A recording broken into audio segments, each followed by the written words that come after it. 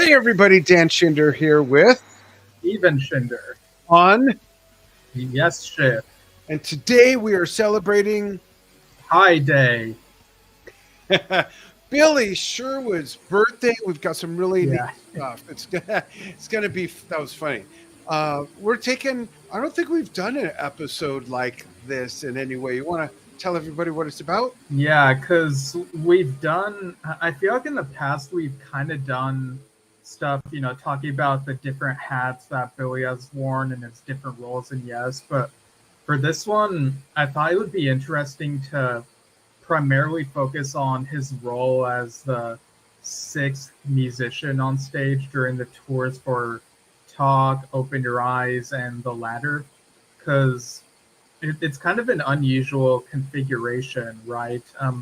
I think we kind of had something like that on the 9012 live tour, but the difference there being that Casey Young was playing keys under the stage rather than being visible on the stage. Right. And during the genesis of Talk, after the Union tour changes, there was the opportunity for Rick Wakeman to be part of the Talk lineup, but then because of scheduling conflicts, it ended up just going back to the 9125 lineup for that album. But for the tour, Trevor Rabin called Billy up to play multiple instruments on the tour, percussion, keys, guitar, bass, and do some vocals. So he wasn't an official member at the time, but he was a really, beneficial additional musician who really helped them out on that tour.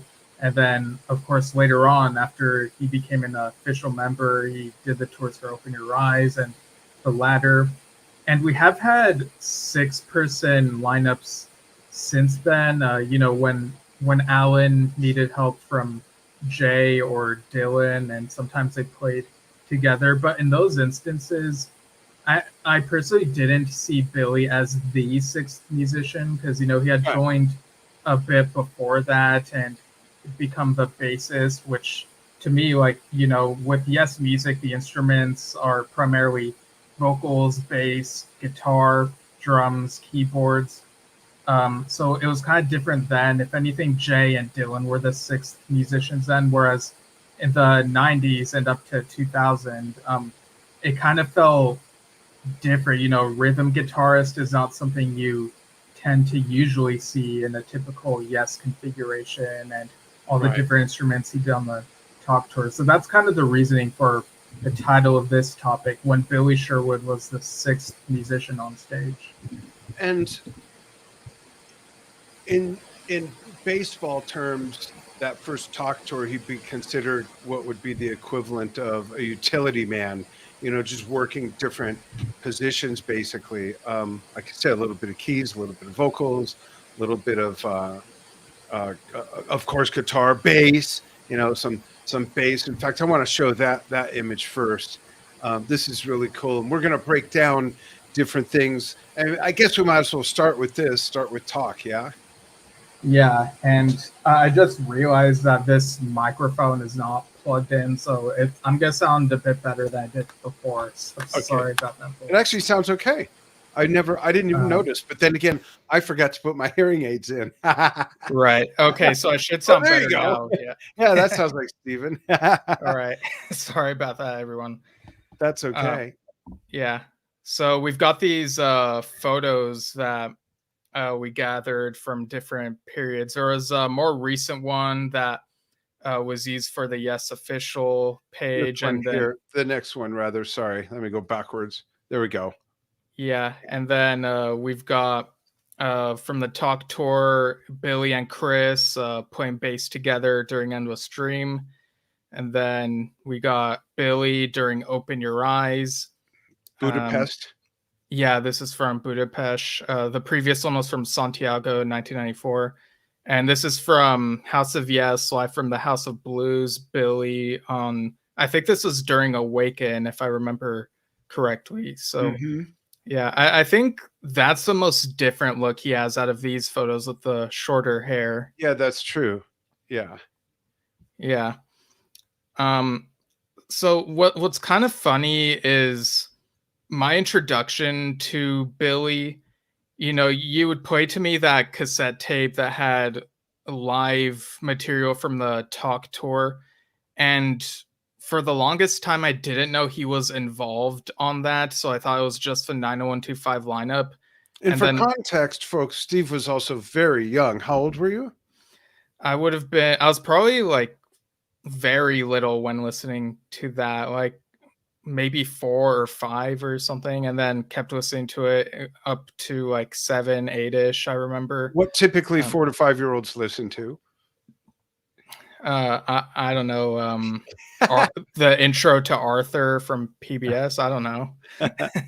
But yeah, and so when I eventually watched that House of Yes, Live from the House of Blues, and I was like 7 or 8, I was like, wait, who's this guy? And he had to like explain to me the context. And in that particular performance, sometimes he looked kind of resigned, whereas in some of these other things, like the Talk tour, for example, he seemed like, very smiley, happy to be there. And of course, I know from experience that how the facial expressions I make don't always convey how great I feel. So I totally get like that type of Yeah, we're thing. not implying that he wasn't happy in the other instances. Right. Of course. And I saw all those tours also. We'll start with Talk. We'll go chronologically. And one of the things, so in all transparency, Steve and I watched some of each of these tours earlier today, and we talked about, okay, what's Billy doing here? Which sound is his? What's he actually playing? Stuff like that. We'll break that down for you. But I started to say something, and Steve knew exactly where I was going. So I just want to get this out of the way now. Many people who follow the show may have heard me say over and over that when I saw the Talk tour live at the Greek Theater, and Alan not only being a really good friend, being one of the most often guests on Drum Talk TV, I met him in 1989, became friends. So huge Yes fan, just as a disclaimer to what I'm going to say next. At the Greek Theater on the Talk tour, his drums sounded like cardboard boxes. I mean, like I couldn't get past it. I couldn't believe it. And I didn't have bad seats. I was like maybe a third to halfway back, right in the middle. It was mind boggling. But when Steve and I watched the tour that's from Santiago, right? Yeah, that's the Yeah. video I watched. Yeah. Yeah, the audio was impeccable as far as the drums. It was great. So I don't know if it's just how it sounded that night that I saw them, or if there was a bit of remastering. Even if there was remastering, they have to start out with a really good, source sound. So I was pleasantly surprised. I hadn't watched that in so long that I was like, oh wow, his drums sound amazing. So just a little footnote there. But Billy on the Talk tour, like we said, plays some bass with Chris. We'll get to that. Plays some keys, and we've got a song picked out, the mention on that, and played some guitar off and on. And in each of the instances, we saw him playing guitar. Yeah, on that tour as well as the latter, the guitar he used, except for one song on the latter, was a 12-string thin hollow body guitar. Both two different guitars, in fact. And we'll get back to the latter in a moment and what else he did there. But as of the stuff we looked at, Steve, what was either most surprising or most impressive to see that, oh, that's him playing that on that part, or however you want to give your take on what we looked at and what you saw? Yeah, I'm not really sure what was the most surprising to me. What's funny though is what sort of sparked the impetus of proposing this idea for a topic is that when I listen to Yes music, I'm able to figure out who's playing what, but I'm like so used to the 5-person configuration. So like when it comes to the 6-person one, I'm like, which sounds are actually Billy's? I'm like kind of confused trying to figure out like what's his. And so while watching some of these, you had to like sort of walk me through like, oh, this is what he's doing. And sometimes it was very evident because it would show close-ups of him and what he's doing. Other times we sort of had to hear it out type of thing. Yeah. And for those who don't know, Steve's not a musician, and I am. I have a more knowledge of how the different instruments work. I play more instruments than just drums, but drums are my main instrument, any drums and percussion. So it's a little, and I've been in bands and, all of that. So it's a little easier for me to discern who's doing what between Steve and Billy and Chris and Billy and whatnot, and Tony and Billy for that matter. Because there's some keyboards. Let's talk about that. We noticed because the tour was so long ago, and I had maybe seen that film once and just didn't remember that. I was surprised to see he was playing keyboards in, if I remember, Steve, you have the notes. In the Heart of the Sunrise. Sunrise, yeah, in the grandiose part after it comes back to after the big instrumental stuff, and it comes back to love comes to you and you follow. It gets real big, and Billy's doing some of those pads on the keyboards opposite of Tony, which was cool to see, and then goes to guitar as well. Yeah.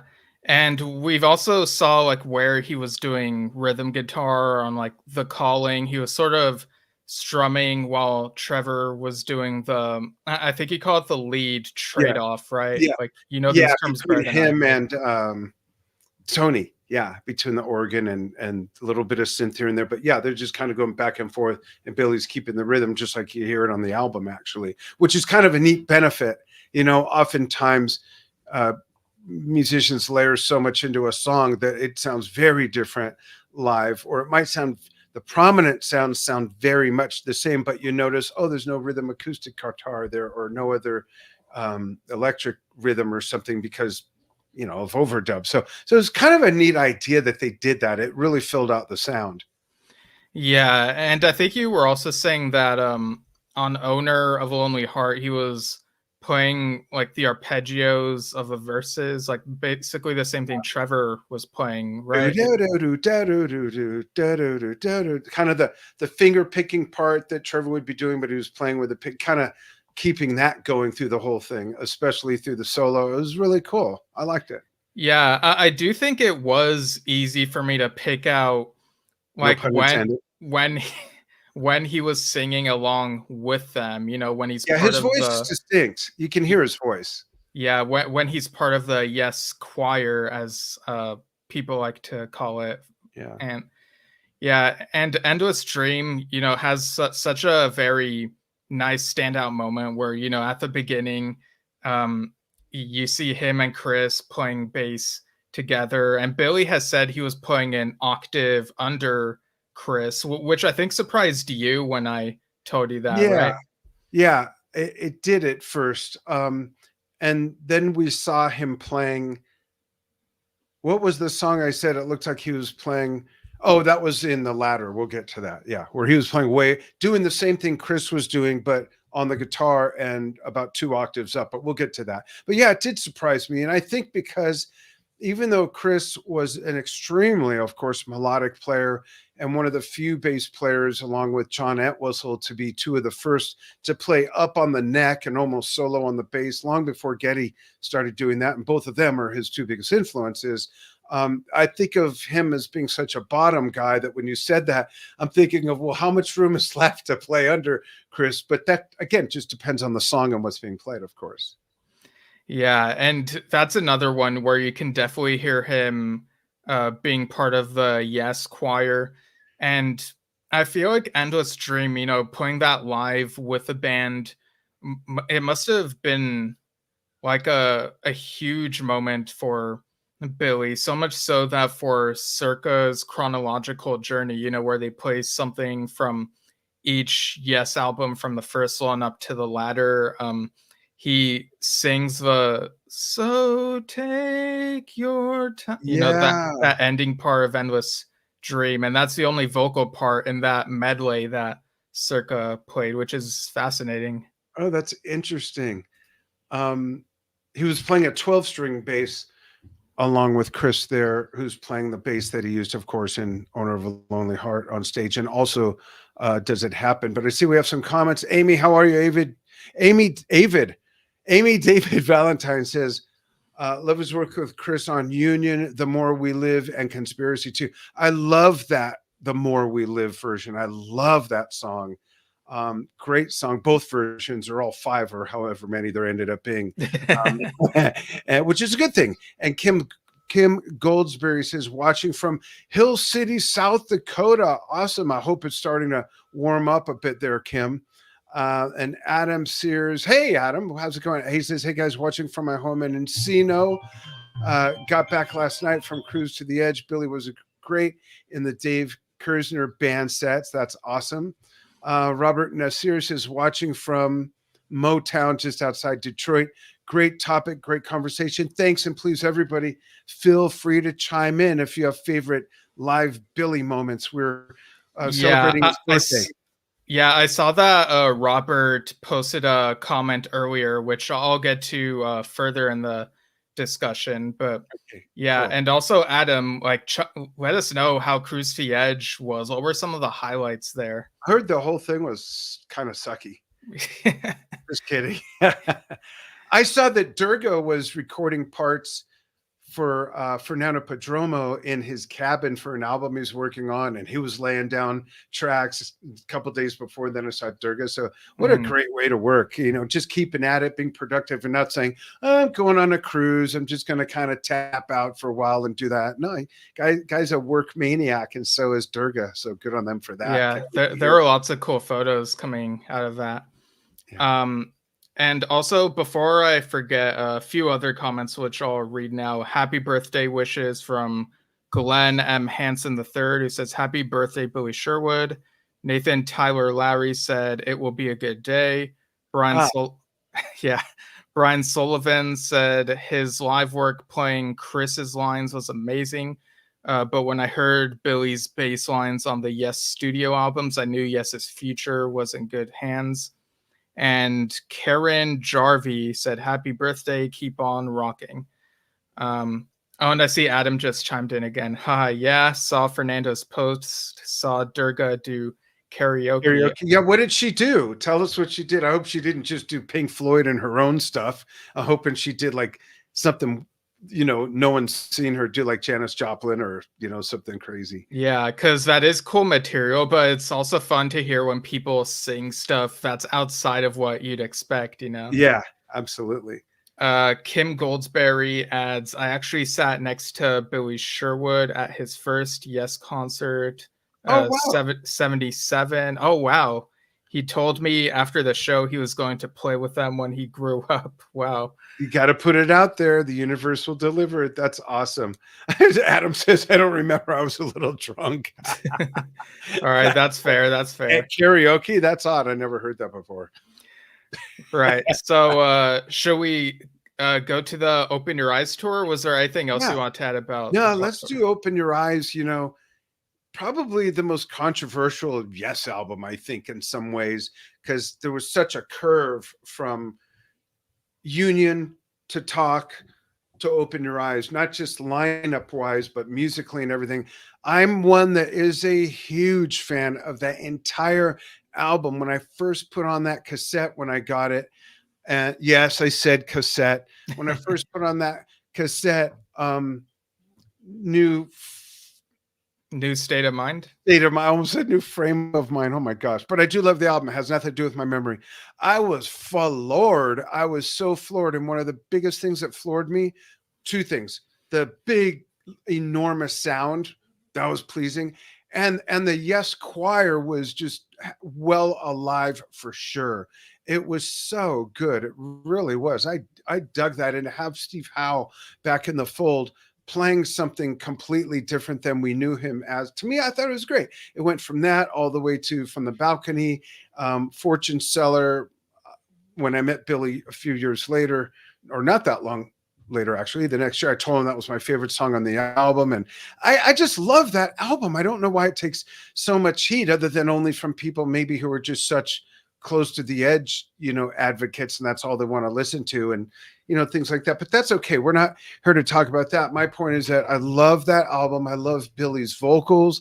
I love his guitar playing, and he played probably at least half the keyboards on there. Ego Igor plays a couple. Steve Porcaro plays a couple. I don't know the exact math on all that, Yeah, but I think Steve Porcaro played 1 and Igor played 3, if I remember correctly. yeah. And that's when, as Billy told us, they asked him to be the keyboard player of the band. And he's like, "Are you guys nuts? I can't play Awaken or Yeah, this or well, that." You know? he knows his limits. Yeah. Yeah, and he sure shines otherwise. I saw that tour at least twice, maybe a third time. The first time down in San Diego, took your brother Alex when he was 8.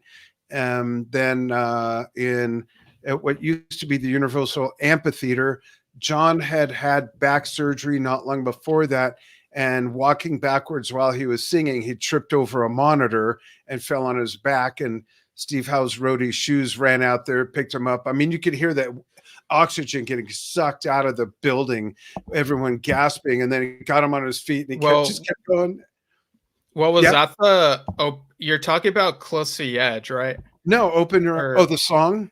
Well, when that happened, yes. Oh, so that I'm pretty sure that was a 2002 show actually that you went to. No, that's a different occasion. Oh, yeah. It was when they had the elementary school come out and sing. Oh, okay. Yeah, so it was that tour, and it was in LA. Yeah. All right, maybe I'm getting stories mixed up, but well, there was an instance on that tour, and it might have been that show also when they played. Was it Close to the Edge, where he kind of forgot the words, but the audience kept singing, and he picked back up into it. I know we're like going all over the place. Yeah, sorry. It's all Billy related. Yeah, but the story you've told me is in one of the tours he forgot the opening words to Gates of Delirium, and Chris had to go over Hollywood Bowl.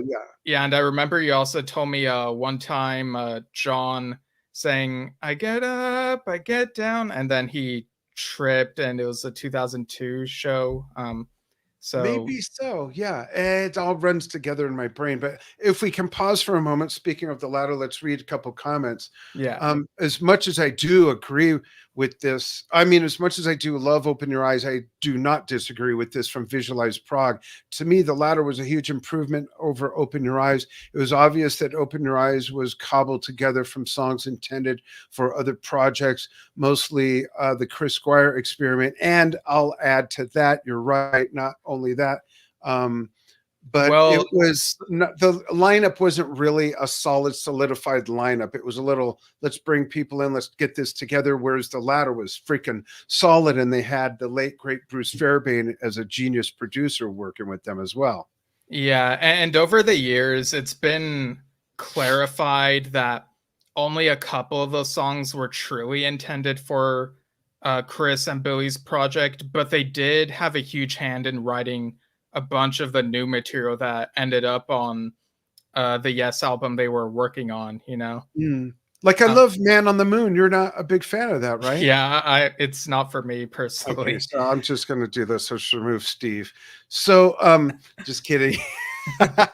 I also see that Adam commented again saying, "Love Open Your Eyes," and the Circa debut album feels like the true follow-up. And he also says, "I love the album too. Some of the harmonies for both Open Your Eyes and Circa inspired the vocals on Lobate's Scarp song, You Have It All. So I was so beyond the moon when Billy agreed to sing on it." That's awesome. Yeah. So moving to the latter, great album, great tour, great music. It's I think that's the most underrated Yes album. And this is so hard, you know. How do you pick a favorite Yes album? Maybe for some people it's easy, but for me it's difficult because I love so many things about every iteration of Yes. But I'd say if I really were to examine stuff, it's certainly in my top 10. It might be in my top 5. Production wise, it might be number 1. Oh, wow. Yeah, might be number 1. And the House of Yes DVD, I love that concert. Billy's so solid on vocals and guitar. And why don't you start talking about the notes about songs that are not from the latter that they played on the tour that we picked out to. Well, I think we also want to talk about stuff from the Open Your Eyes tour. Did I skip over that? I'm sorry. Yeah. Sorry. Yeah, so Obviously, Billy shines on Open Your Eyes on that tour, but we also looked on some of the classic stuff that he got to play on there. So on Siberian Khatru, we are kind of looking at what he was doing there. He played this 12-string body electric, kind Yeah, of doubling a Chris thin with the hollow body. strums. Yeah. Yeah, and like basically like filling out like the space of the song. Yeah, strumming along with the root of the riff, basically. Yeah. Yeah, and on Rhythm of Love, he was kind of had a huge role on that, like playing Trevor's parts and also singing the Trevor-esque vocals, right? Right. Yeah, he did Trevor's vocals on that and also did the lead on that. Yeah. And he does such a great job with the vocals that are from the Trevor era that like I still maintain that if Yes were to add more of the Yes West era stuff to their set list, they could have Billy do some of those vocals like on Changes, for example. Yeah, I absolutely. could easily imagine him singing the parts that Trevor sang, and we know that Billy is really into that Yeah. song, so it would be really cool to see. Yeah, no, I totally agree. Yeah. Yeah. We looked at another older one. Yours is no disgrace, perpetual change. Yeah, or we looked at Yours It's No Disgrace for House of Yes, and that was like a really, really great opening. Something we noticed is that they in both the Budapest and House of Yes concerts, they did that opening do do do do do do before going into the Yeah, and first I song of the forgot set that. list. I only Yeah. remembered it from the latter tour. Yeah. Yeah, so for Yours Is No Disgrace, that was also a thin, hollow body, right? Yeah, it was. Um, and he played a lot of, if I remember right, you've got the notes. Let me see if I remember, which is a challenge Yeah, well, anyway. after the mellow part, before the big instrumental jam, he's Yeah, playing the same as Steve, but 2 octaves up. yeah, Um, that's right. That's right. That's where the 2 octave up thing came from. Yeah. yeah, and during Steve's solo, Billy's playing low register strums that seem to be Yeah. half notes and whole notes to back up what Chris is playing. Mhm. And kind of fill it out a bit. Yeah, that was cool. I liked that. Yeah, we also looked at Lightning Strikes, one of the songs from the ladder. Love that And song. yeah, he does a lot on that, doing the electric and rhythm guitar and doing lead and of course the singing. Yeah. Um, Visualize Prague chiming in again says, I've always wondered how things would have been played out had Igor stayed on as keyboard player. We still would have gotten magnification with the orchestra and only minimal keys parts. So interesting. I was telling Steve that Igor's Igor is a really, really great keyboard player. The way he did Awaken and covered some of the really nimble Wakeman parts is just so impressive. It's a shame, he kind of ousted himself with bad behavior. But to answer your question, would we have, history has shown, and they might be breaking the mold, or yeah, hopefully they'll break this mold. Yes, has never gone more than 2 albums of the same lineup in a row. So somehow it was inevitable that was going to happen, apparently, because it has happened since as well. Right. And I do think maybe we would have gotten, instead of magnification, maybe we still would have gotten songs that ended up there, That's but interesting. with keyboards and maybe some different styles and with Igor writing a bit more. I think it would have been kind of a different album, but I do think eventually they still would have gotten Rick back because I That was in the remember, plan. yeah, I Anyway, remember when we interviewed Billy a while back, he said that before he left, the vibes were it kind of felt like the vibes are that they wanted to get Rick back eventually, and that's part of why the 6-person configuration. Billy knew that wasn't going to last, and so he decided to leave on his own accord, and then all the other stuff happened, and eventually they got Rick back. Yeah. So it's interesting stuff. But yeah, I'll get to Robert's comment after this next bit. We also looked at Awaken on that House of Yes video. So for that one, you pointed out that it sounds like Billy's playing what Igor is playing, but on guitar. Yeah. Right? Yeah. I like the same chords, basically the foundational stuff. Yeah. Yeah, and he's also singing, of course. And yeah, I'm playing what Chris is playing in the chords. Another great keyboard player watching, Adam Parrish. Love your piano work, Adam.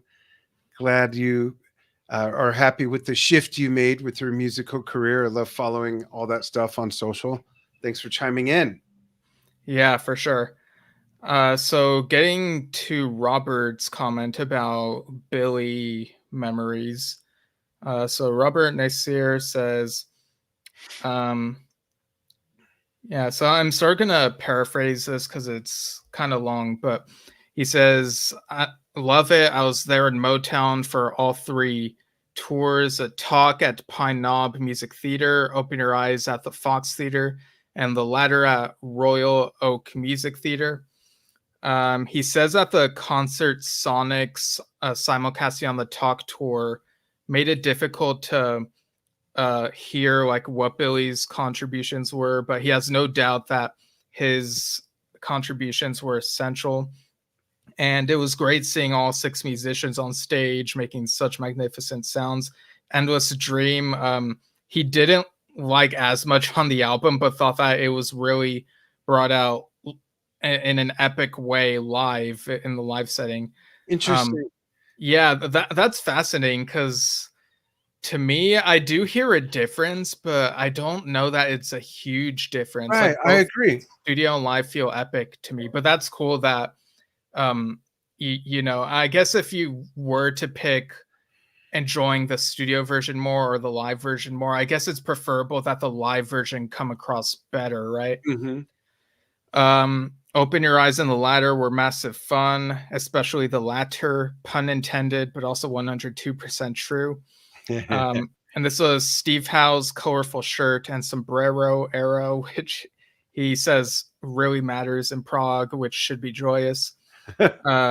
He said Igor faithfully reproduced the styles of Tony, Rick, and Patrick while bringing plenty of his own modern and classical chops. And yeah, he also wondered like how things would have been had they worked out in the long term.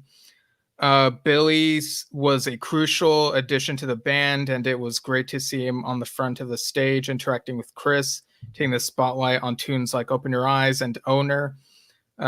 As much as I enjoy several of the tracks from Magnification, in particular the title track, Dreamtime and In the Presence Of, I can't help wishing that the latter's style and that particular Billy Sherwood era had lasted longer. Happy birthday, Billy, and thank you for the music and the memories. Awesome. Yeah, like I definitely think Magnification would have had a different sound had even Billy still been around, you know? Yeah, there's something about it that even though there's no keyboard player, especially no Rick, that it kind of goes back to a futuristic, more modernized sound of that lineup, those 5, even without, you know, Rick there somehow. It's most reminiscent tied to that, and I guess because there's 4 of them there, but still, you know, the orchestration and whatnot could have gone a whole different way to give it a whole different sound. Was produced really well. Yeah, I do think the orchestration really gave Magnification a unique character. Yeah. And I do like how on the recent Yes albums they've used orchestra here and there to augment certain things. Like it's like not the very beginning. Yeah, like it's not full on or like throughout the whole album like Magnification is, but Like another member. right. But it's cool that they're able to implement that here and there on the last couple albums. Yeah. So yeah, and again, you know, the 6-member configuration, it's always been kind of strange to me, but it's also cool to like go back and pick out like what exactly was Billy doing here, you know? Yeah, and what's cool is that it's, in my opinion, it's always worked on the album and live, and it's never felt like, oh, that's just some other baggage that someone's doing, whether it's Steve or Billy or whoever. It's always served a purpose. There's always been a reason for it that has contributed. You know. Yeah, I see that Visualize Prague commented again asking when Billy and Igor were in the band for Open Your Eyes and The Ladder, were they full members of the band or just hired sidemen? So for Open Your Eyes, Billy was a full member at that point. Igor, I think he was for the time being a kind of a hired gun for Yeah. the album and tour, but for The Ladder, he was a full member. Yeah, both Yeah. of them. Yeah. Yeah, both of them were, yeah. Yeah. Very Yeah. cool. Yeah, so anything else you want to say about Billy before we close this out? We've mentioned before that he's worn more hats in the band than anybody, as someone who's produced the band, someone who's mixed and mastered. He's played bass, he's played guitar, he's played keyboards, he's sung, he's written songs. No one's done all that. Not any one member has done all that. So I am curious to see where the current iteration of Yes goes, and what else Billy does, his work with Dave, and his arc of life, and everything else he does. He's younger than I am, so he's got I won't get into that. He's got a long way to go is what I'm trying to say. So I'm eager to see what unfolds over the next 20 birthdays. Nice. All right. How about you? Yeah, I agree. He not only has he worn like many hats in Yes, but he's also like super busy with a bunch of projects. He's produced a bunch of stuff and he's also guested on some stuff. I think I mentioned this the other day, but he recently guested on something. Let me see if I can find what it was and mention it again. And while you look, I want to give Kim a shout out again, because I agree. I'm going to as well as tip my hat to Billy. Be tipping my hat to Billy for his birthday. A lot of contributions to the band since as early as I guess since Union. Yeah. Yeah, man, it's such a long time ago, and it's funny looking back because when we had him on, he told a story about how Chris would keep wanting him to like be the frontman, and he was like really cautious about that, and everything worked out well in the end. So the thing that Billy was recently on, Tomland by Ross Valerie. Billy wrote, "It was truly an honor to have toured with Asia as we opened for Rock Legends Journey a few years ago. I got to hang with another one of my bass heroes, Ross Valerie. Ross has made a great new solo record, and I just want to share this link to his first release from the record. The bass playing is so creative, and the tone is, in a word, awesomeness.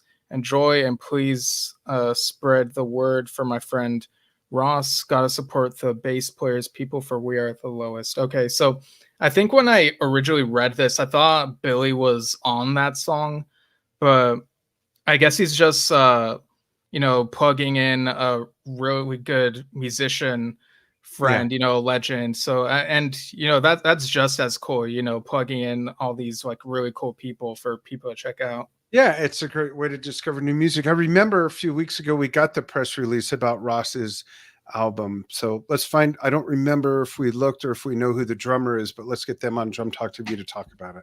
Yeah, we'll see what we can do. Yeah. But yeah, thanks for tuning in, everyone. And this was a really fun conversation to have about Billy. Definitely, yeah. Oh, I see Visualize Prague said, "I've been a fan of Billy since the first World Trade album pre-Yes. I've been very happy to see him become such an important member in Yes history." Yeah, not only that, but such a huge figure in prog rock now. Yeah. Really cool. Yeah. I remember Alan White playing me World Trade at his house, and like trying to explain to me because I didn't quite get it. Like, so there's this new guy, looks like he's going to join the band. He's from this really good band called World Trade, and he plays a lot of instruments. Have you heard of them? I said, I don't think so. And he put it on. I'm like, wow, that sounds really good. And then fast forward, I could hear Billy's influence that he brought from what he was doing already from what I heard in World Trade. So it's been neat to see that morph over so many years now. That was in when your brother was born, 1990 is when that was. Yeah. Yeah. Crazy. Time flies. Tempest fugit. Yeah. All right, folks. Thanks so much for following what we do. You can write us if you have ideas, comments, questions, suggestions. We'll tell you how you can send donations as well. But you can write us at yesshiftpodcast@gmail.com. You can follow us audio only if you prefer that at anchor.fm/yesshift. And there is a donate button there. And at youtube.com/@yesshift and facebook.com/yesshift. Have I forgotten anything? I think that's all. No, I think you got everything. Okay, cool. So thanks for following what we do. More to come. The year is still just getting revved up. We're going to have more guests, more fun topics, more fun ways to include you. And we do love when you participate in the show and comment on our promo posts that we can read. Someone's calling now. And also, yeah, with a suggestion for the show. Yeah, exactly. All right. No. Okay. All right. Thanks, everybody, so much. Take care. Bye, everyone.